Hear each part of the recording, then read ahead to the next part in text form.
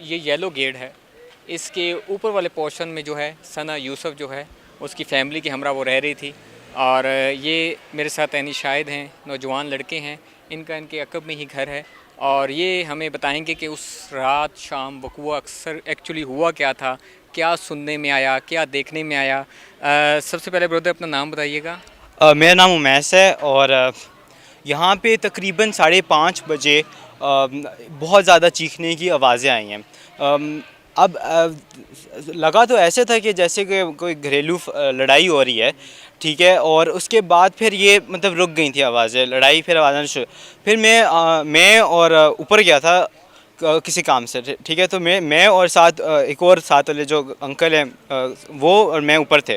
तो तब हमें 2 फायर की आवाज़ें आई हैं, लेकिन वो फायर की आवाज़ें ऐसी थी कि जैसे कोई पटाखा बजे या फिर लाइक एक तो होती है ना आवाज़ कि पता चल जाता है कि फायर हुआ है, वो नहीं पता चला मैं कि फायर हुआ है। लाइट आवाज़ थी। ठीक है। और उसके बाद फिर तकरीबन फिर एक गाड़ी आई है पुलिस की, उसमें सिर्फ एक मतलब एक नौजवान। कितनी देर बाद गाड़ी देखी आप? गाड़ी आई थी असर के वक्त, ठीक है। तब मतलब असर की थोड़ी देर बाद मैं नमाज़ पढ़ के आ गया था।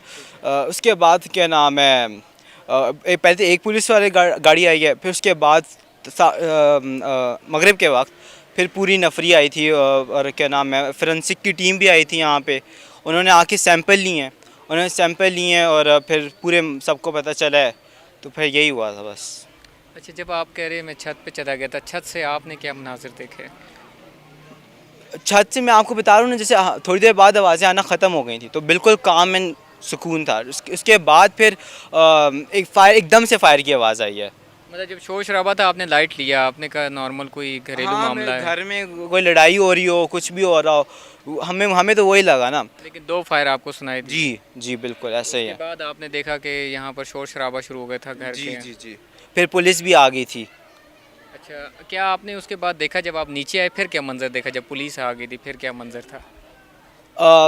पहले तो पुलिस की एक गाड़ी आई थी ना, तो हमें लगा इतना कोई मर्डर का तो सोच भी नहीं सकता बंदा, ठीक है। तो उसके बाद जब पूरी नफरी आई है तब पता चला है कि हाँ यहाँ पे मर्डर हुआ है, लोगों ने आके बताया है, सब बाहर निकले हैं। वरना पहले बिल्कुल काम था यहाँ पे। बहुत शुक्रिया ब्रदर। नाज़रीन, आपने सुना ये इनके साथ ही घर है और इससे पहले कुछ लोगों से हमारी बात हुई है, लेकिन वो आगे आकर बात करना नहीं चाहते, यहीं के रिहाइश पजीर हैं। बताया जा रहा है कि फ़ैमिली मेम्बर यहाँ पर तकरीबन अच्छा मुझे एक चीज़ बताइएगा। लोग बता रहे हैं कि फ़ैमिली मेम्बर में इनकी सिर्फ वालदा हैं और फुप्पो हैं, और वो ख़ुद एक जो लड़की है वो यहाँ रिहाइश पजीर थी। कह रहे हैं कि वालिद साहब कभी हमने देखा ही नहीं, क्योंकि आप साथ रह रहे हैं। 4 माह हुए हैं लगभग, कह रहे हैं शिफ्ट हुए हैं इस घर में, ये रहे इसी एरिया में रहे थे, लेकिन इस मकान में 4 माह हुए शिफ्ट हुए हुए।